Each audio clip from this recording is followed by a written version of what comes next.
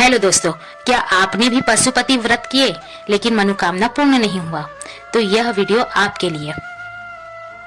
पशुपति व्रत करते समय हम कुछ गलतियां कर देते हैं जो हमें खुद ही नहीं पता रहता। कहीं आपने भी ये 5 गलतियां तो नहीं की?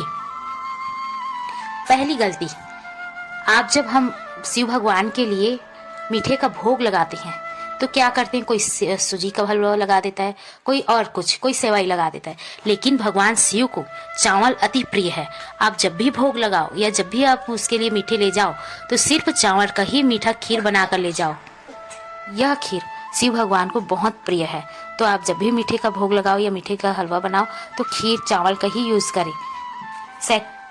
दूसरी गलती, जो आप मिट्टी का दिया ले जाते हो उसके बदले चावल आटे के बनी हुए दिया ले जाना चाहिए, क्योंकि चावल से बनी कोई भी वस्तु शिव भगवान को अति प्रिय है।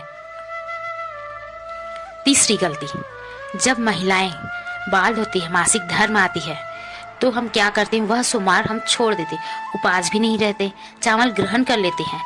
लेकिन कोई भी उपवास में, चाहे पशुपति की उपवास हो, जब मासिक धर्म आता है तो वह सोमवार उपवास को रहना ही है। हाँ, लेकिन उसको गिना नहीं जाता क्योंकि उसमें पूजा नहीं होता। हम अगर पशुपति के बीच में अगर हम मासिक धर्म में हैं और चावल खा लिए तो वो पूरा 5 उपवास खंडित हो जाता है। इसीलिए हम जब भी मासिक धर्म में आते हैं तो हमें उपवास रहना है, लेकिन उस उपवास को गिनना नहीं है।